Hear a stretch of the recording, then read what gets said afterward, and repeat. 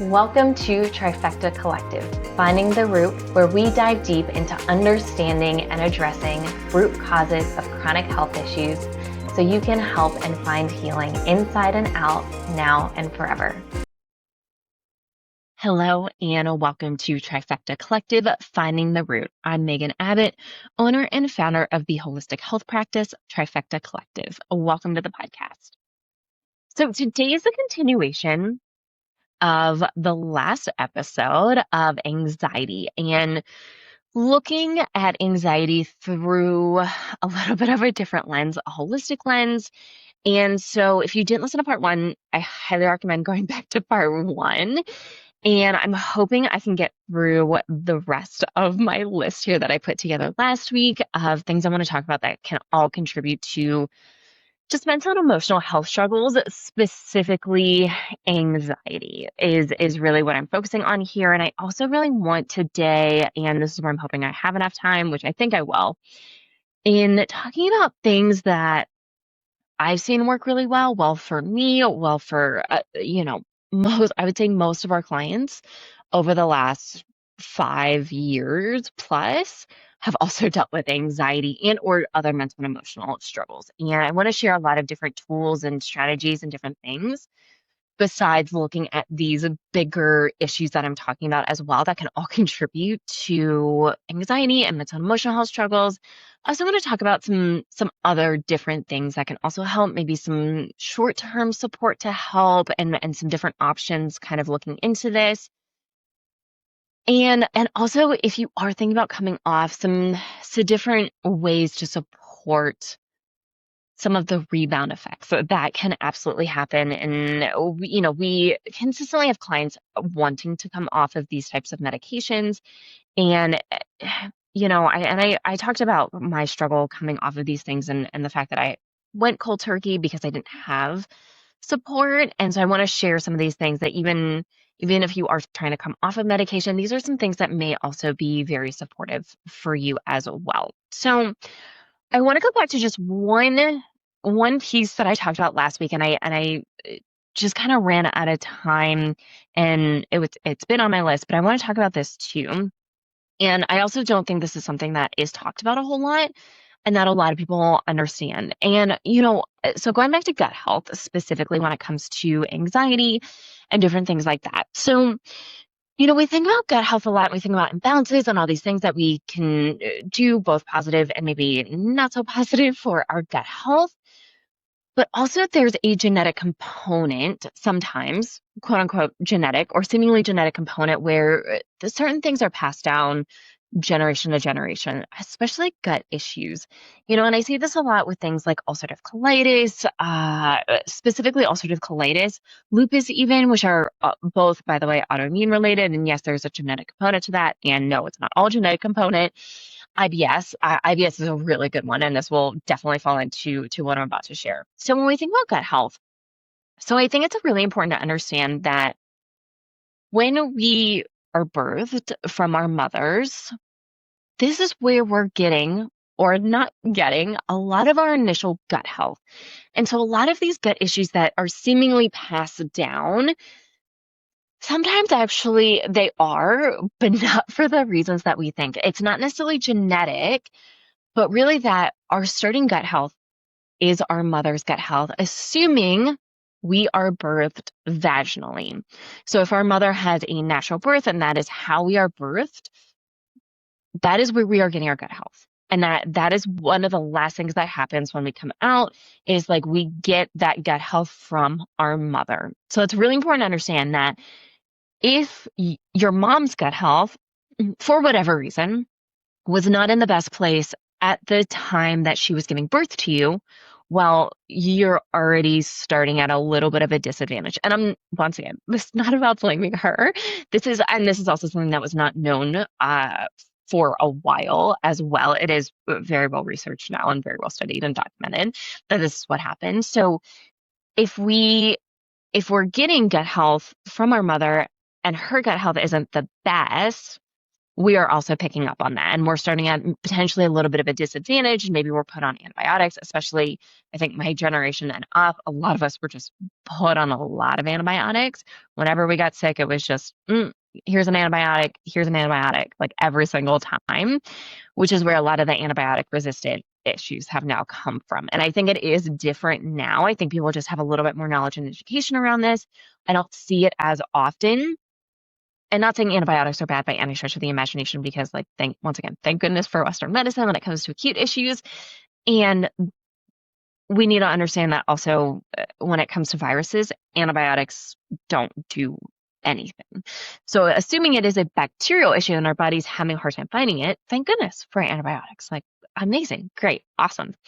So a lot of women are also given antibiotics during pregnancy for a variety of reasons. Oftentimes, once again, I think this was more common kind of my generation and up, but this was also pretty common. So if you're given antibiotics and you're killing all the bad stuff, but you're also killing all the good stuff, there's not a lot of good stuff to take out with you when you are birthed. The other thing is if you are not birthed naturally, you don't get that at all, good, bad, or other. And so that can also put you at a disadvantage, especially if it was like something like an emergency C-section. We need to understand that the birthing trauma, while it absolutely impacts the moms and can impact the way she's able to care for us, especially initially, that can play a big role with us too. So if we're already coming out with basically we're not getting any of the good bacteria stuff because we're not birthed naturally for whatever reason. And once again, thank goodness for C-sections because they're absolutely necessary sometimes and can be very life-saving. But if we're not getting that, and then we also have a traumatic birth, that sets us up in not the best position as a starting point. And now there's a lot of things that we can do. There's, probiotics, prebiotics, our mother's like breast milk, breastfeeding. I mean, all of that stuff can go a super long way. And there's a lot of ways to work through all of these things. And I also think it's important to acknowledge that this is how we get our initial gut health. And there can be a lot of issues early on as a result of this. So I think that's just really important to understand, and just wanted to chat a little bit and mention that piece of gut health when it comes to just how we're initially set up just right from the beginning, and how that can be an advantage and or a disadvantage. So something to think about here. So the next piece I want to talk about is hormones. And when we talk about hormones, most people think about, oh, I have a hormonal issue. Oh, we're talking about estrogen, progesterone, and or testosterone. Well, we also have cortisol and our stress hormones, cortisol being the biggest one. We can even put adrenaline in there. So, depending on who you are, you may put like epinephrine, norepinephrine in there as well. Those can also be considered neurotransmitters as well. So we can think about that. And then we also need to think about thyroid hormones. And thyroid hormones, I would say, don't play as big of a role here when it comes to mental and emotional health. And I'm putting a little bit of an asterisk on that. I would say directly, not usually. However, many people with thyroid dysfunction also have mental and emotional issues, but that's also because there are so many things that impact the thyroid, including cortisol, including our sex hormones. So I think that's important to mention. So I think about cortisol. Cortisol is a stress hormone, and many, many, many people, especially women, have cortisol dysregulation issues. This was me 100%. I did nine different supplement protocols to help me regulate my cortisol levels throughout my time of healing. And this is once again where, when it comes to stool testing, when we look at cortisol, do we start here? Do we end here? What does this really look like? And this is one of those pieces where I think most people get this wrong, where should we just look at cortisol? No, absolutely not. Cortisol is a stress hormone. So if it's a stress hormone and we have stress hormone dysregulation, if we only look at the hormone itself, well, we're missing the bigger picture of, okay, well, what's triggering the stress, which then triggers the stress hormone imbalances to go into effect. And if you're not super familiar with cortisol levels, there is no high, there is no low. It is cortisol dysregulation. Please go back and listen. Very early on, we did several episodes on cortisol dysregulation.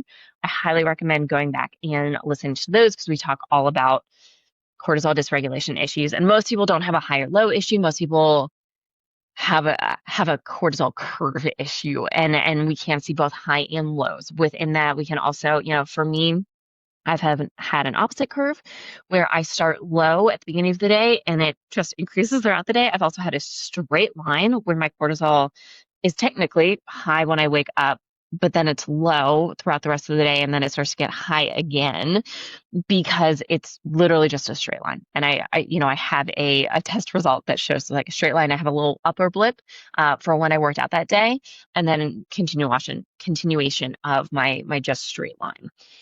So cortisol is a stress hormone, and if we have cortisol dysregulation issues, we're probably going to have anxiety, specifically anxiety. We can also have some depression, some other mental and emotional struggles. By and large, though, we'll see anxiety, especially if your cortisol is higher than we'd like to see it in the evening. And this is where a lot of people fall into the trap of I'm tired all day. I go to bed and all of a sudden I can't fall asleep and I'm not tired. I'm tired but wired is kind of the saying that we use. Or the phrase, I can't turn off my brain at night, or my brain, as soon as I lay down, starts to replay everything from that day, or starts going through all of my to-do lists for tomorrow, going through all of the things. Maybe you start to go way back in the past. Maybe you start to really go into the future thinking. And I'm going to get to those past and future thinkings here when I get to nervous system or dysregulation today, but this is really common with cortisol. And when we think about cortisol, so cortisol, we have three pieces kind of that go into our stress response. We have our hypothalamus, our pituitary, and then our adrenal glands. And when we think about thyroid, we also have our hypothalamus, pituitary, thyroid glands, and both of those things have different axes, and they all participate with each other. So if someone has thyroid issues, they probably have cortisol issues. If someone has cortisol issues long enough, they're probably going to end up with thyroid issues. So that's usually how it goes, especially for women. And with that, oftentimes comes anxiety. And I think another really big thing when we think about cortisol dysregulation issues is a lot of people will feel this internal sense of overwhelm where you are not particularly stressed about one certain thing. Like, it's not action driven. It's not, oh, I have a really big meeting tomorrow, whatever it may be, or I have a big thing coming up and I'm just like really nervous and really anxious about this particular thing. But it's almost like this internal sense of overwhelm all of the time. And some people can describe it as, and I've felt this before too, of just like almost feeling like you're vibrating, but on the inside, and not in a good way, in a anxious, overwhelmed, that kind of way. And that's how anxiety, at least a piece of it, shows up, which can absolutely be cortisol driven. So when we think about cortisol, you can't out supplement cortisol issues. Trust me. I tried with those 9 protocols. And these were some of the most well researched from psychiatric holistic health practitioners kind of thing. Like I saw some really good people who had some really good knowledge about these particular things and did very comprehensive protocols. And it felt better when I was going through the protocols, but it didn't last, which means for me that it didn't work. If I have to stay on a supplement forever, that means something did not work. And the only exception I'm throwing in there really is if you've had an organ removed, like especially your gallbladder, you've got to be on ox bile forever. That's just like how it is because your body can't produce that anymore. I also think most people should be on a multivitamin. I just think it's really important to get all of your vitamins and minerals and nutrients that you need every single day from food. So those would be kind of the exceptions by and large. And there's a couple other, but by and large, those are the kind of 2 big exceptions kind of going into this. But you can't out supplement these cortisol issues. And if you have continuous cortisol issues, they're typically only getting it worse over time. And you may start with high cortisol, and then at some point your adrenals may burn out, and then your cortisol levels may tank. And both of those can feel extremely uncomfortable and can lead to very similar types of symptoms. So we need to look at stress inside and outside of the body when it comes to this. You have to regulate your nervous system. It's a huge piece of it. But also, if you've got heavy toxin load issues, if you've got all kinds of gut issues, if you've got all kinds of sex hormone issues, the chances of you being able to balance out your cortisol levels is pretty low because until your body starts to feel safer inside and out, these things typically don't work. And there are things that we can mitigate. Adrenal cocktails is one of my favorite entry level, can definitely be food-based kind of options when it comes to adrenal support, especially first thing in the morning. Some people, will do them twice in a day. Sometimes we manipulate that timing a little bit depending on test results, and we need to look at saliva. We cannot look at blood. Blood is worthless when it comes to cortisol levels, especially just a one-time cortisol first thing in the morning. It is not accurate. We need a full picture of what's going on throughout the entire day. Ideally, we also want our cortisol awakening response, our CAR, because when we wake up, our cortisol should be at a certain level, and then it should spike about 30 minutes afterwards and be at its highest before it kind of naturally starts to come down throughout the day. So cortisol is a really big thing that we need to look at for sure. And it's also typically one of the last things we look at, because if we look at the bigger stressors going on inside and outside of the body, the cortisol levels for most people are going to naturally regulate. Maybe there's a little bit of extra work to do at the end of someone's protocol, but by and large, that's the biggest factor when it comes to managing and regulating cortisol levels. Now, let's talk about sex hormone imbalances. So this can happen at any age. This can happen right at the beginning. It can stay that way throughout our entire time of menstruating for women. And some people don't feel it until perimenopause. And it just kind of depends on the person. All of our bodies are so different. It also depends on what else is going on within our bodies. If you have hormone imbalances, if you skip periods, if you have really heavy periods, if you have really long periods, if you have a ton of cramping, if you have headaches or migraines, if you have histamine issues, if you have, if your anxiety and or mood fluctuations quite a bit, PMS type of stuff, by the way, none of that is normal. Your periods should not feel like you're riding a roller coaster of life throughout those, give or take 28 days of our menstruating cycles.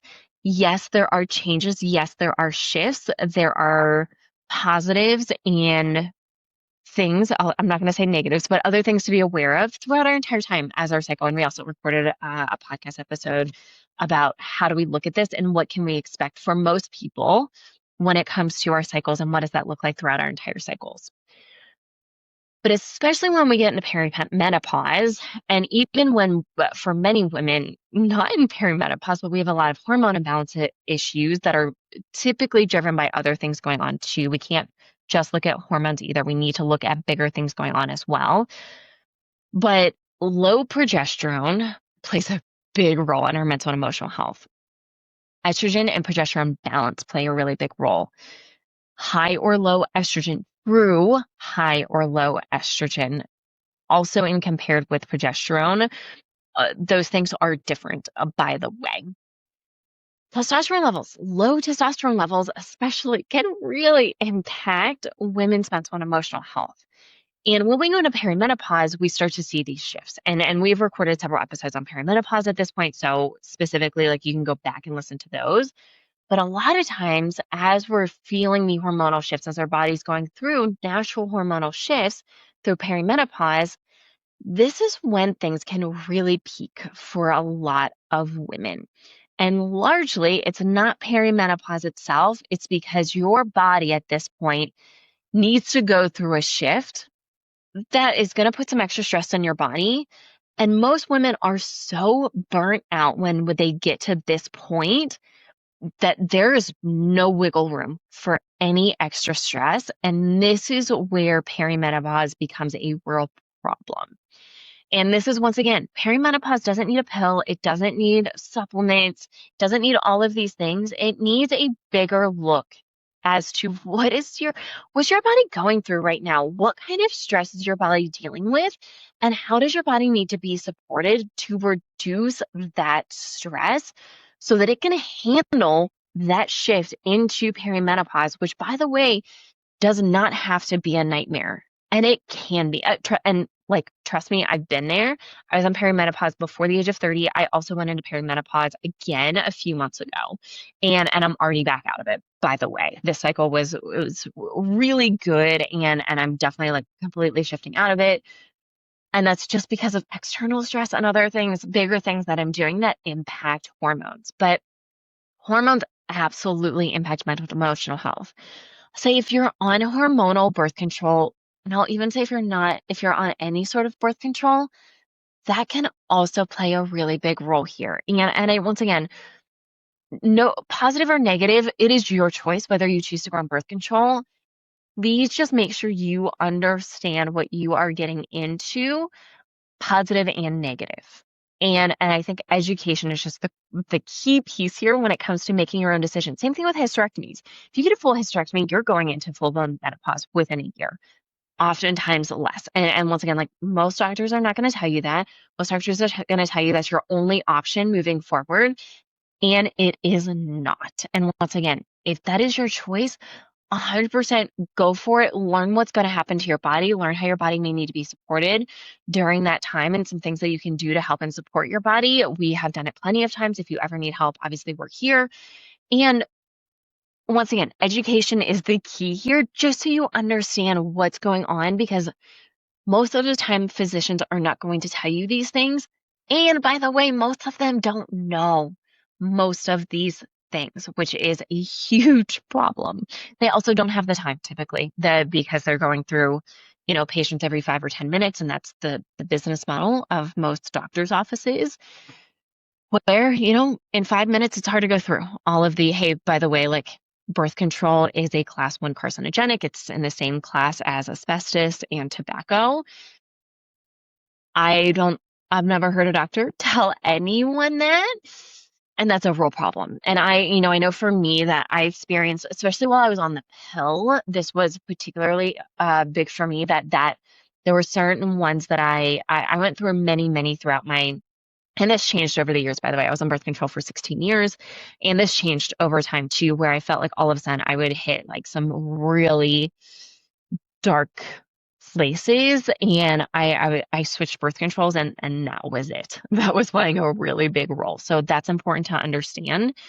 But it's also important to understand that because hormones play such a big role, we need to look at this sometimes. And, when it comes to us, we look at bigger picture and kind of work our way in. So big picture is not hormones. It is toxin load. It is nervous system. It is gut. It is nutrient deficiencies. It is nutrition, lifestyle, these kinds of things. And then we kind of work our way in, and hormones, sex, thyroid, stress, all kind of fall a little bit closer in the middle into smaller categories, where we will want to look at these for many people if we need a little bit of tweaking, which we'll do at the end. And for some people, everything just balances itself out when we address the bigger things, which is why we do that in the first place.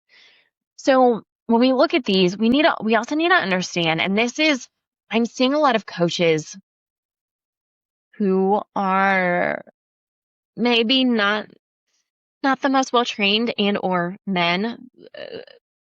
I'm not going to throw anyone specific under the bus, but I did just get into a little bit of an argument on social media, which I hate doing. And he's teaching quote unquote functional medicine to coaches, and he's a personal trainer, and is missing a lot of pieces when it comes to women's health. And this was a big thing that we were talking about when it comes to hormones and blood work versus other types of labs when it comes to hormones. And this is really important to understand. And women, you will absolutely know what I'm talking about. And this is just something that, no offense to men, I just don't think they will ever understand, because their bodies don't respond like this, that they will ever understand. And this is that our hormones impact so much going on within our bodies. Mood, I mean, you can be going from laughing to crying in less than 30 seconds. You can go from a rage-filled monster to only wanting to curl up in a ball and want someone to like cuddle you. Once again, within a few seconds, within a few minutes. And that can be a drastic shift. and very quick. And this is why looking at only blood tests for hormones for most people is a huge mistake, especially if you are going through hormonal struggles. Now, there are certain blood tests that are really valuable, that are really great. Sex hormone binding globulin, LH, FSH, like these things aren't going to shift the same way as estrogen, progesterone, and testosterone for us. We also need to understand that even, especially within the estrogen category, and really the testosterone, we'll say testosterone and androgens because there's quite a few different levels within that.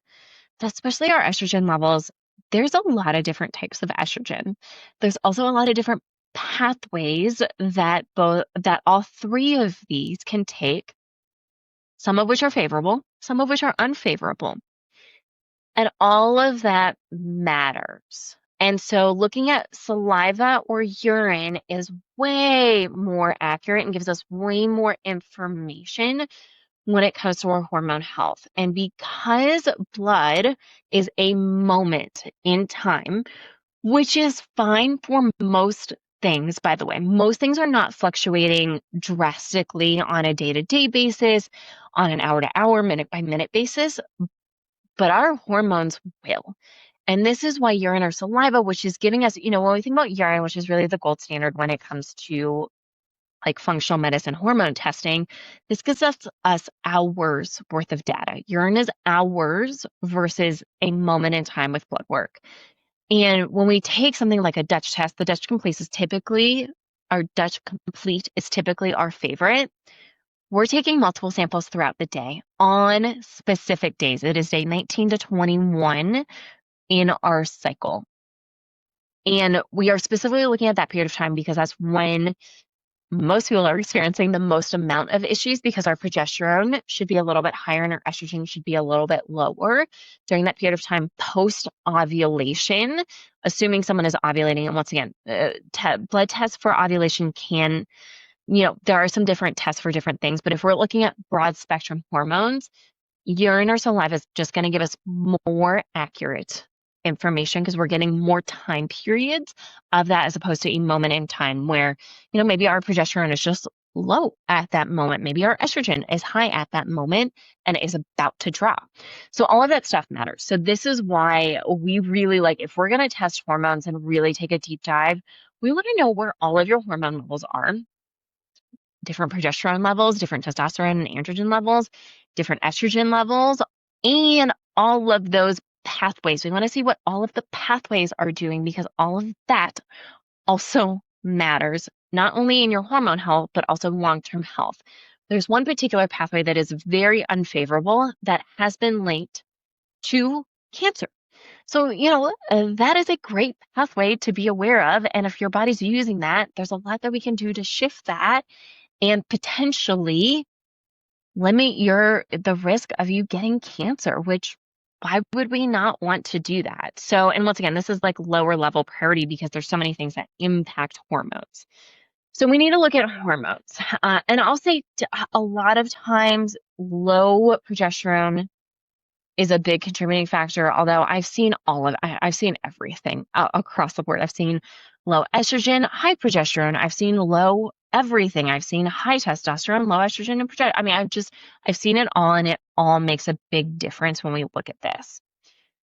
The other thing we need to understand, and this is so popular right now, and once again, I've done several other episodes on this, but I also want to mention it again here when it comes to anxiety. Histamine intolerance and or mast cell issues. So mast cells are types of cells that we all have. There's a lot in our brain. There's a lot in our gut. When they are dysregulated from chronic stress, and once again, I say broad spectrum of chronic stress here. I also did an episode not too long ago on chronic stress and really what does that all encompass. It was super great, super important episode if you haven't listened to it yet. So when we look at this chronic stress, that can dysregulate mast cells. And when mast cells are chronically dysregulated, one, they cause mental and emotional struggles by themselves. They can also cause issues with the production and or transportation of neurotransmitters. When mast cells are also dysregulated, they can produce histamine. And histamine issues can also impact mental and emotional health. And a lot of times, if people have one or both of these things, that's going to impact hormones. It also can be hormonal driven. Once again, we also need to look bigger picture, what else is going on here. But that can be a big thing when it comes to anxiety. And sometimes anxiety is not actually anxiety. Sometimes chronic pain issues are not actually chronic pain issues, especially when there are patterns linked to our cycles in women in particular, where sometimes if we take an allergy pill, an antihistamine, anxiety goes away. And that is a real thing. And once again, here's the thing. Yeah, you can go on an antihistamine for sure. Like, it's a great Band-Aid for some people, and sometimes you'll get some relief right off the bat. Sometimes you'll get total relief. Sometimes that'll stay. Sometimes then you have to add in a second one. And then sometimes you have to add in a third one. And then sometimes you have to add in a fourth one. So there can be a lot of different issues here. And histamine issues and mast cell issues are very complex. There can be a lot of reasons why we have these. Gut levels, toxin levels play a really big role in both of these. So we definitely need to look at both of those. And we just need to understand that particular play. But if you notice, and if you have a lot of anxiety issues, I would encourage you to just start tracking some of this. Try not to come at the intention being, I'm just looking to learn more about myself, as opposed to I'm trying to be critical of myself or hard on myself. We're just looking for patterns here. And this is one of our favorite things to do with clients, because histamine issues and mast cell issues are challenging and not always the most accurate when it comes to looking deeper into these issues. So yeah, we just need to look at the bigger picture here when it comes to all of this. And just if we can find trends, this can go a long way. If you also notice that sometimes after eating certain foods, you get really congested or stuffy, or sometimes your anxiety is worse, keep track of that too, because there are high histamine foods. There are histamine producing foods. There are also foods that limit our DAO, which DAO breaks down histamine within our body. All of that can matter as well. So we need to look at all of that. And once again, go listen to some of the other episodes I recorded around this. A low histamine diet is not the way to go. It will not fix anything. It might give you some temporary relief, and it can cause a lot of harm long term. So that can also play a big role here. Okay, now we get into some of the meatier stuff here. Obviously, trauma and a dysregulated nervous system also play a really big role here. And once again, this was a huge piece for me. This was a huge piece of my anxiety and overall mental and emotional struggle issues. And even when I think back to, a lot of I had many suicide attempts throughout my years, especially from 11 to 21 was my time period where I was really, really struggling. A lot of this went back to my brain didn't know how to cope with having a parent that was so many different people, being an alcoholic who was loving one moment, and then, within an hour or two later could be yelling at me saying I was the worst thing that ever happened to her. And, a child's brain cannot handle that. I mean, even my adult brain cannot handle that quick of a switch in someone. Obviously now my brain is fully developed and I can understand why. And it is still very confusing for my brain and having those types of switches. Obviously, as women, hormones, as I just mentioned, we could have some of those. And it's very confusing. And so trauma, especially early childhood trauma, and if you're not familiar with the ACEs test, the Adverse Childhood Experiences test, please go look at that. It's a great look at how different types of trauma, it looks at big T trauma, having an absent parent, having only one parent, having a parent who's an addict of some sort, having a parent in jail. But it also looks at lowercase t trauma. Did you feel loved? Did you feel like you belonged as a child? All of that matters, and all of that's really important. And I'll say, even as we go through not just childhood, but even into adulthood, different experiences can also increase anxiety and mental and emotional struggles. If you're in a bad situation in a relationship, and that might be with a parent, with a friend, with a significant other, if you're in an abusive relationship of any sort, physical, mental, emotional, sexual, spiritual, any of those, that plays a big role. I'll tell you that my especially my depression got really bad. I was in an abusive relationship in my early 20s, and that really did a number on me for a variety of reasons. It took me a long time to come out of that as well. And even realizing how that's played a role, even through my healing experiences and all of the work that I've done, at different periods of time, I've really not even recognized how bad sometimes my anxiety was until I did something different and it lowered, and I was like, whoa, I had no idea. And the first time I really experienced this was when I started with psychedelics. And once again, I don't think psychedelics are the way for everyone. I did not start there, by the way. And I think they can be a very valuable tool. And when I first started microdosing, psilocybin specifically, which is magic mushrooms, if you're not familiar, and it's taking a microscope. I mean, teeny, tiny. I'm talking anywhere between zero point zero 0.02 grams to 0.15 grams. That's microdosing. You have a non-psychedelic type of experience, and there are different benefits that many people experience, including decrease in anxiety and depression. And that's largely because many of these psychedelics, specifically psilocybin, works with serotonin receptors. And sometimes people just have low serotonin levels. And this could be for a variety of reasons. This could be maybe this is gut health, maybe this is toxin load, maybe it's hormones, maybe there's just a lack of communication for a variety of reasons between our serotonin levels production and transportation to our brain. There's a lot of different factors that go into this. And psychedelics can be a very valuable tool for many people. And I know for me, after the first couple of weeks that I started microdosing, I noticed how much lower my anxiety was. And I didn't even realize that I was still struggling. I wouldn't say hard, but still struggling at a more than I think is appropriate level of anxiety, and how supportive that microdose was in connecting to my body and connecting and feeling calmer and safer within my body.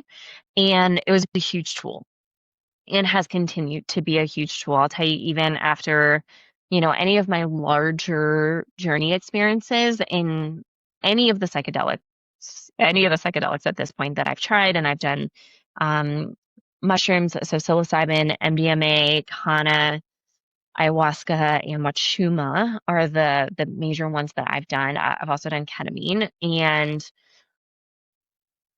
these all make a big difference. And and they're all different. They all have a time and a place. Also, sourcing, I've only done these with professionals, by the way, and I'm not necessarily talking about licensed professionals. I'm talking about people who have a ton of experience in the psychedelic space and know how to hold a safe space and know set and setting and all of these things, which go a super long way and are not to be discounted. I mean, I have people who we work with who do psychedelic experiences, and I can tell that they're not working with someone who is actually trained in this, and how big of a difference it really does make. And I've hosted my own retreat. I've also hosted and supported in other people's retreats, and it makes such a big difference. And you can tell who has experience and who doesn't, and it just makes a really, really, really big difference. And you can also have some really bad experience. I mean, I've seen some people have some really bad experiences, and that is another type of hole to climb out of. So a lot of precaution when it comes to that, and can be a valuable tool. But trauma impacts the body so systemically and so much, and we can hold on to that even when we're out of it. One of the things that we need to understand is our brain and our bodies may not understand that we are no longer in that situation. And part of the reprogramming piece and helping regulate our nervous systems is teaching and training our bodies that we're no longer there and healthy experiences are safe. And there's a lot of pieces that go into that. First we need to retrain our brain and by the way, this is not necessarily like in this order, kind of depends on the person where we start and what this really looks like. But We need to train our brain, our subconscious brain, that, hey, we're not here anymore. We don't have to be in this protective pattern. We don't always have to be looking for everything around us. We don't need to be hyper aware of everything around us in case something happens. Like, we're not in that environment anymore. We're safe, and it's okay to relax. Our bodies also hold on to this trauma. So we need to let our bodies know, hey, we are not in this anymore. We don't have to constantly be on this. And we're allowed to feel those emotions. A big piece of this is feeling the emotions that most of us didn't feel at that period of time and allowing those to be processed in an appropriate and safe way. That's a big piece of it. And then another big piece is also, once we've done those things, we also need experiences to tell our brain and our body that these things are safe. And I'm going to walk you through an example here that I like literally just went through in doing this whole process. And there's a lot of experiences that I could share, and there's just so many examples. So, I just underwent this very significant period of stress. My significant other was diagnosed in January, or was diagnosed in March, really started feeling symptoms in January, diagnosed in March with cancer. 34-year-old healthy guy diagnosed with cancer, a stage 2 Hodgkin's lymphoma cancer, which of all the cancers, not the worst cancer. And I just found him.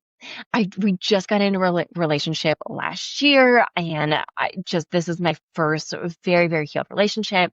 He is my person.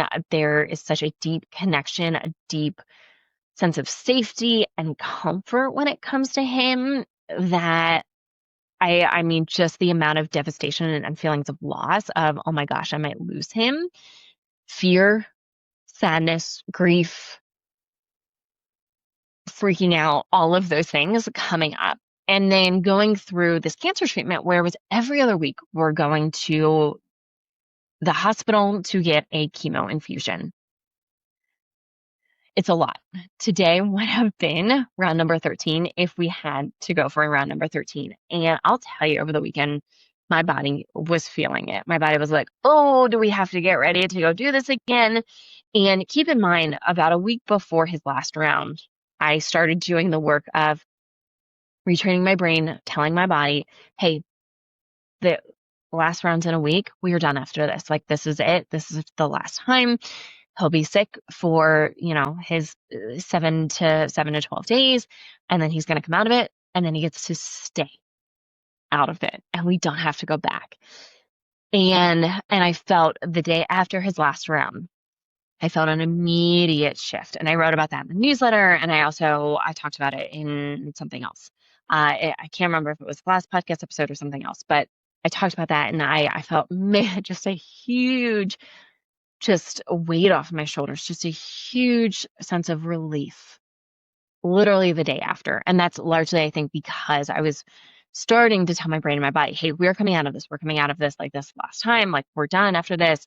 And I'll tell you, over the weekend, my body got a little funky. It wanted to be a little iffy. And Saturday morning, we got up and immediately went out, which is not the norm that we ever do. I'm a slow morning kind of person. I like to just hang out, relax, do my morning routine, kind of slowly get the day started. And we did it a little different. Jonathan, my fiance, was like, hey, do you want to go out to breakfast and go run a couple errands? It's really nice out. It's not too hot. One was last time we went out first thing in the morning and just got to enjoy a few hours together, both of us feeling good. And both of us, our bellies were a little iffy. There was just our bodies were really going through it. And both of us, really, we talked about how important that was for both of us to have that experience of, hey, we found a cool little mom and pop's kind of diner. They had some really great gluten-free food and gluten-free options, and it wasn't super busy. It was nice to go out to eat and just to have a day of just kind of enjoying life, enjoying each other, enjoying the nice weather out. Ran a couple of errands, was looking at a couple things, and it was really important for both of us to have that experience. And no, we both had waves of different things coming up within our bodies that were not the most comfortable. But once again, we both knew that we need now experiences to reinforce what we're both telling our brain and our body, that we're out of this, we're safe, we're through it, and we can go back to a point of enjoying life, not being in fight or flight mode, not being stuck in this like pattern of just like feeling bad, going to do chemo, coming out of it, feeling okay, and then going right back into it, and then feeling that, and like going through this whole cycle of everything. So the experiences part is a really important part. And I think a lot of people forget that piece. And this goes with, I mean, this goes with dating. This goes with if you have social anxiety, you've got to have experiences where you can retrain your body and reteach your body. And sometimes they're not going to go as planned. And you also need to learn how to teach and train your body that that's okay too. And that's just a really important piece, especially when it comes to relationships.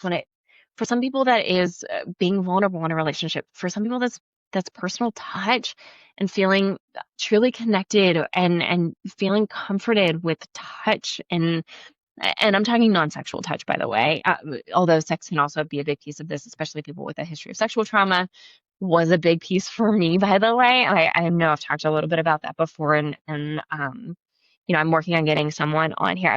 We're working on getting a sex therapist on here, because I think who works a lot with sexual trauma, because I think there's a lot that we could talk about and go into, and I have a lot of personal experiences when it comes to this, that side of things too. And we just need experiences to reinforce what our body and our brain is teaching us. So that's a really important piece. I also think when it comes to the nervous system, when we think about nervous system regulation, I think a lot of people think when our nervous system is regulated that we're just like happy all the time. And that's not the case. Really, a regulated nervous system means you're not getting stuck. You are feeling the things that you need to feel and not getting stuck. You're not getting stuck in a pattern of fight, a flight, a freeze, a fawn. You're not getting stuck in any of these things.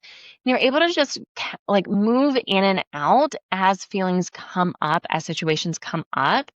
And that is really what this is about, is not getting stuck. We also need to understand that we need to feel our feelings. Pushing them down doesn't help anything, will also usually make anxiety worse. And we also need to understand that most feelings, when they're actually felt, will only last for a few minutes. I'm talking, there are some studies that say 90 seconds. I've also seen up to like 3.5, 4 minutes. So I'm talking less than 10 minutes, that these emotions often last when felt and expressed appropriately. So I think that's another really big piece that we need to think about here. And trauma impacts the body, obviously, systemically, of all kinds. And so that's just an important piece here. So, and there's a lot I could talk about with that when it comes to anxiety, but I think we also just need to look at all of this. I think the last piece I'll say on this is when it comes to talk therapy has a time and a place, and I think it can be great. I did talk therapy for almost a decade. I did talk therapy last year when I was going through a divorce. Hugely helpful when I was going through my divorce. Didn't make a huge difference when I was going through talk therapy originally. But it is important to understand that talk therapy, cognitive behavioral therapy, is not designed really around trauma and shifting and changing those, unless the therapist that you're working with is also trained more in the trauma healing space and or trauma therapy space. And there's a lot of different ways that kind of go along with that.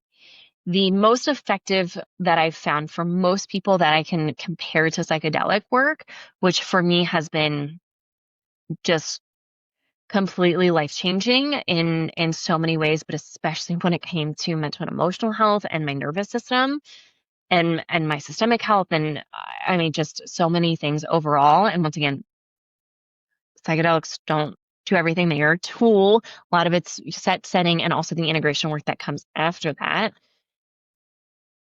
But Trauma therapy is different. Trauma therapy works differently. If we think about somatic therapy, works with the body and getting trauma out of the body. If we think like EMDR is focused on retraining the subconscious brain. Hypnotherapy, focused on retraining the subconscious brain. So all of these things have a time and a place. But I think it's important to understand that talk therapy cannot touch trauma sometimes, depending on the therapist and the person. And we may need to look at different types of therapies to really dig deeper into a lot of this. So I want to end on giving just some different suggestions and tools and different things. So yeah, psychedelics can absolutely help. If you are interested in psychedelics, I do offer microdosing support. I'm also working on potentially a retreat early next year, in the first quarter of next year. So if you're interested in that, please comment, DM, send us an email, whatever it may be. I'm going to start posting some stuff here in the near future around that to gauge interest and what that might be like. And it'll be in Arizona, where I am right now. Probably close to the Sedona area, probably not in Sedona, because will cost you a small fortune if we do it in Sedona, but we can do it around Sedona and maybe do a day trip to Sedona to one of the Vortex sites. So when we think about different ways to support, so yeah, psychedelics can absolutely help. I have a small microdosing group. Actually, it's really a trauma healing group that we can do microdosing within that. So if you are interested in that, I do offer microdosing consults that you have to do before you can come into that group. So I'll put a link in the show notes to that if you are ever interested. I also need to make sure you're the right type of person and that you're in a good enough place where psychedelics are appropriate for you. There's also some health restrictions as to certain types of psychedelics may not be appropriate for certain types of people. Yes, if you are on medication, you can still do psychedelics, and there's some extra considerations we need to look at and that we need to talk about before embarking in that realm. We can also look at nutrition wise, a whole, clean, nutrient dense, whole food based diet goes a long way, making sure you have enough protein, making sure you have enough fats. For most menstruating women, going low carb is a bad idea. And that also depends on the person. Postmenopausal, sometimes going lower carb actually can help, or going through perimenopause, depending on the person. So we can also look at that. Exercise, specifically strength training, is very well researched and known to be proven to be just as, if not more effective, in helping with moderate depression and anxiety. That goes a really long way. If you're interested in digging deeper into that, obviously we have some resources around that. Also, Mind Pump has a lot of really great resources when it comes to programming. They have a podcast. They have tons of free resources. They have very, I think, inexpensive for what they are, programs for all different types of people and where you are, whether you're beginner, whether you're advanced, all that kind of stuff. Typically don't recommend HIIT training as a result of this. I know there is some good research on that, and it can exacerbate other types of issues depending on what else is going on. If you have gut issues, if you have hormone imbalances, especially if you have a dysregulated nervous system and cortisol dysregulation, HIIT training is not the best for you. Typically, you might feel like really good right after, and it only makes things worse. So strength training can also be a really, really valuable tool and option. I'll put a link to Mind Pump on down in the show notes as well. Supplement wise, there's also a lot of options. For a lot of people, serotonin plays a really big role here. So looking at different serotonin receptors and support can go a long way. A B6 deficiency alone can be a huge contributor here. Now, I typically don't recommend just supplementing with B6. There is a lozenge product from Biotics that is not quite a B complex. It's kind of similar to a B complex. I find less people react from a skin perspective. That can be supportive. Sometimes just a prenatal can be very supportive depending on what your levels are. So Seeking Health has a really good prenatal that we'll often use called Prenatal Essentials. And that is one that we typically like for a lot of people. It is not right for everyone, and it very much depends on your blood work and what your levels are showing. I'll also put the name of the Biotics It's that lozenge. It's from Biotics, and I just don't remember the name of it, so I'll have to look that up afterwards, but I'll put it in the show notes here. And you can get all of these supplements on our Fullscript page that I'm going to talk about here. So if you need help getting access to this, you can always go that. I'll put our link to our Fullscript, and that'll be in there as well. Another one we really like, especially for sleep support that can also help with cortisol and if that's driving a lot of your anxiety, is Cortisol Manager by Integrative Therapeutics. And that's a really good one for sleep and nighttime support. L-theanine and GABA, there's a liquid version from Quicksilver Scientific that is really good. And we see a lot of people have great results for that, especially for high levels of anxiety and something to help support that, especially situational support. It just kind of takes the edge off. It doesn't make you sleepy. It doesn't make you tired, but it just kind of takes the edge off for a lot of people. And so it can be taken throughout the day. And that's one that we use with a lot of people as well. You can also take L-theanine. Some people do well with L-theanine by itself. Some people do well with GABA by itself. Just kind of depends on the person and once again, like what we're really struggling with and what's kind of going on. But at that particular product, the combination of those two is one that I typically like quite a bit. There's another product called Emotional Wellness. This is a little bit pricier, and I think this is from Pure Encapsulations. I'm going to double check on that too. But Emotional Wellness is one that we also really like. And this is a nighttime one. This is really good for just like, it has a whole different type of blend of different nutrients and herbs that help to lower anxiety, lower cortisol. It can help with sleep. It can help with mood. Yeah, for a lot of people, it can be really helpful and really beneficial. So that can be a really good one. There's also some people do well with a 5-HTP support. The one I typically like is 5-HTP Supreme, and that's from Designs for Health. And that is one that I always take post larger journey work. We typically want some serotonin support post journey work support, large journey work support, just because there can be a little bit of a rebound effect that for people who are well versed in this space, we try to avoid because that's not great for most of us and our brains. So we can have that steep serotonin dip, which we don't want. 5-HTP is one of the things that can be very supportive in that. The 5-HTP Supreme has 5-HTP plus B6, which is why that's typically the one that I'll often use. So I like that one. The 5-HTP is a little bit higher on that one, so that may not be appropriate for everyone. But there's many brands. Thorne has a good one. I think that's the other one that I've personally used, but I don't use 5-HTP a lot for a lot of people, but that can be supportive. Trying to think what else. Those are the big ones that we will often use within our practice. There's homeopathic remedies that are really good. Our other practitioner is using a little homeopathic support kit right now, so I'm not quite open to sharing things about that quite yet. She's still experimenting with it, but that is something that we may start introducing for certain people within our practice because she is seeing good results so far. There's also a product from CellCorp that we have used with quite a few clients called ME Support, and that's mental and emotional support. And that has been very helpful for a lot of people, even at very low dosages.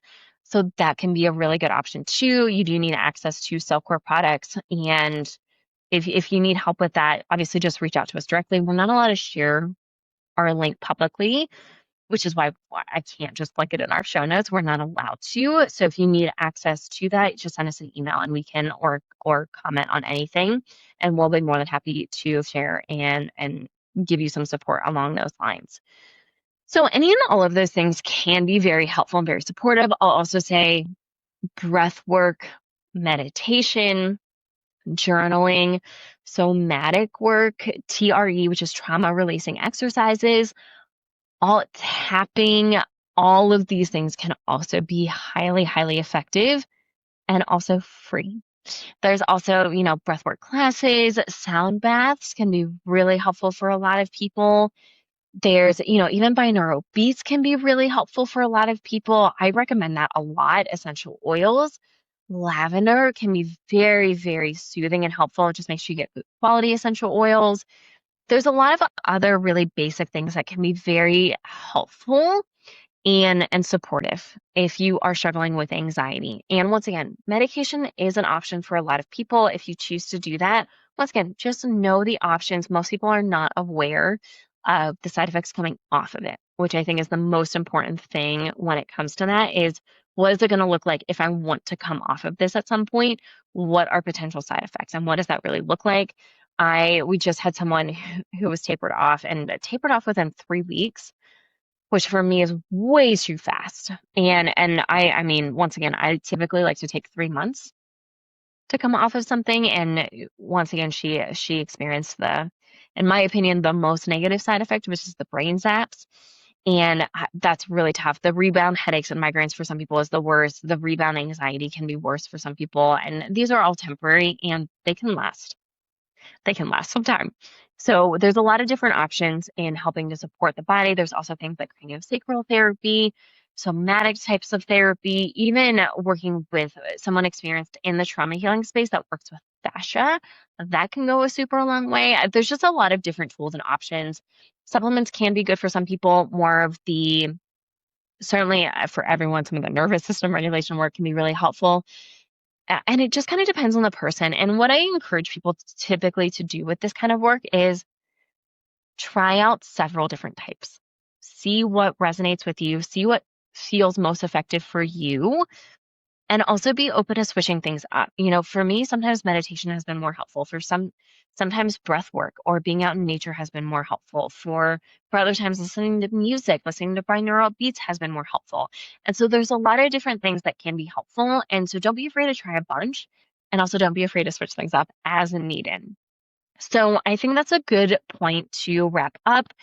If you want me to dive deeper into any particular aspects of this that I talked about today or even last episode, comment, send us a DM, send us an email, and happy to do a deeper dive into any of these other pieces. I could easily do a whole episode on any of these and do a really deep dive into any of them. So if you want to see that, please just let us know, and I'll be more than happy to do that. As always, thank you so much for listening. Please like, subscribe, follow. If it resonates, 5-star reviews really, really, really mean the world to us. Thank you so much for listening, and we'll see you next week.